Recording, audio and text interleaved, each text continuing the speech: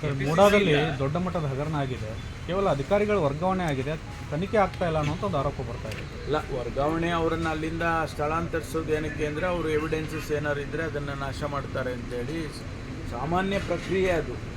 ಮುಂದೆ ಅದು ತನಿಖೆ ಮಾಡಿದಾಗ ತನಿಖೆಯಲ್ಲಿ ಡಿಪಾರ್ಟ್ಮೆಂಟಲ್ ಎನ್ಕ್ವೈರಿ ಮಾಡ್ತಾರಾ ಅಥವಾ ಪೊಲೀಸಿಗೆ ಕೊಟ್ಟು ಪೊಲೀಸಿಂದ ಎನ್ಕ್ವೈರಿ ಮಾಡಿಸ್ತಾರಾ ಗೊತ್ತಿಲ್ಲ ನನಗೆ.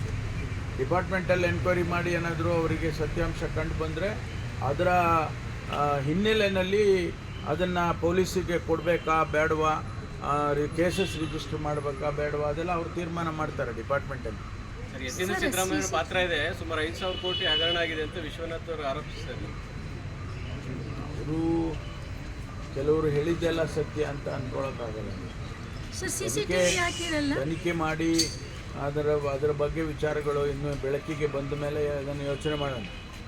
ನಿನ್ನೆ ಕೆಪಿಸಿಸಿ ಪದಾಧಿಕಾರಿಗಳ ಸಭೆಯಲ್ಲಿ ಸತ್ಯಶೋಧನಾ ಸಮಿತಿ ಮಾಡೋ ತೀರ್ಮಾನ ತಗೊಂಡಿದ್ದಾರೆ. ಎಐಸಿಸಿನೇ ಒಂದು ಸಮಿತಿ ಮಾಡಿದೆ. ಇದರ ನಡುವೆ ಇದರ ಅಗತ್ಯ ಇಲ್ಲ ಅಂತ. ಅಲ್ಲ, ರಾಜ್ಯ ಮಟ್ಟದಲ್ಲಿ ಮಾಡಿಕೊಡ್ತಾರೆ. ಯೂಶ್ವಲಿ ಅಧ್ಯಕ್ಷರಾದವರು ಮಾಡ್ತಾರೆ, ಅವರು ಪ್ರೆರಾಗಿಟಿವ್. ಅಧ್ಯಕ್ಷರ ಕೆಲಸ ಏನು? ಮತ್ತು ಅಧ್ಯಕ್ಷರು ಅವರಿಗೂ ಅದೊಂದು ಅಕೌಂಟಬಿಲಿಟಿ ಅವ್ರಿಗೂ ಕೂಡ ಇದೆ. ಆಮೇಲೆ ಎಐಸಿಸಿನವ್ರು ಮಾಡೋದೇ ಬೇರೆ. ಎಐಸಿಸಿನವ್ರು ಈಗಾಗಲೇ ಅವರು ಒಂದು ಕಮಿಟಿ ಮಾಡಿದ್ದಾರೆ, ಅವರು 10-12 ಬರ್ತಾರೆ ಅಂತೇಳಿ ಸುದ್ದಿ ಇದೆ. ಅದು ಅವರು ಇಡೀ ದೇಶದಲ್ಲಿ ಯಾವ್ಯಾವ ರಾಜ್ಯಕ್ಕೆ ಎಲೆಕ್ಷನ್ಗೆ ಹೋದಂಥ ರಾಜ್ಯಗಳಿಗೆಲ್ಲ ಮಾಡಿದ್ದಾರೆ.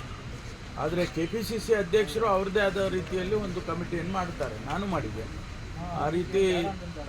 ಅದು ಅವರ ಪ್ರೆರಾಗಿಟಿವ್.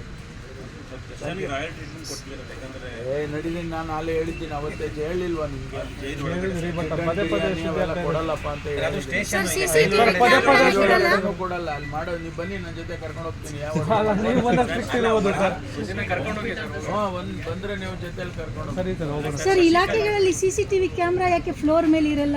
ಈ ಪೊಲೀಸ್ಗಳು ವರ್ಕ್ ನೋಡೋದಕ್ಕೆ ಅಥವಾ ಈ ಮಾಹಿತಿ ಹಕ್ಕು ಇಲಾಖೆಗಳಲ್ಲಿ ಅವರ ಕೆಲಸ ನೋಡೋದಕ್ಕೆ ಅಲ್ಲೆಲ್ಲ ಮ್ಯಾನ್ ಹ್ಯಾಂಡ್ಲಿ ಅದು ಇದು ಮಾಡ್ತಾರೆ.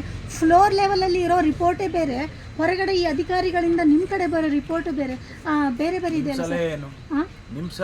CCTV ಎಲ್ಲ ಕಡೆ ಇರಬೇಕು. ಒಂದು ಪ್ಯೂನ್ ಹಿಡ್ಕೊಂಡು ಎಲ್ಲರದು ಅಕೌಂಟಬಿಲಿಟಿ ಬೇಕು. ಬ್ಯಾಜೆ ಹಾಕೊಳ್ಳಲ್ಲ. ಯಾರ್ಯಾರು ಬಂದಿರ್ತಾರೆ, ನಾನು ಇನ್ಸ್ಪೆಕ್ಟರ್ ಅಂತ ಹೇಳ್ತಾರೆ, RTI ಮಾಡೋದಕ್ಕೆ ಬಂದು ಕೂಡ್ತಿದ್ದಾರೆ. ಹೇಗೆ ಸರ್ ಇಲ್ಲಿವರೆಗೂ? ಅದೆಲ್ಲ ಸರಿ ಮಾಡೋದು. ಬೆಂಗಳೂರಿನಿಂದ ಮಂಗಳೂರುವರೆಗೆ, ಬೀದರ್ನಿಂದ ಚಾಮರಾಜನಗರದವರೆಗೆ ನಿಮ್ಮ ಸುದ್ದಿ ನಿಮ್ಮದೇ ಭಾಷೆಯಲ್ಲಿ. ಕರ್ನಾಟಕ ತಕ್.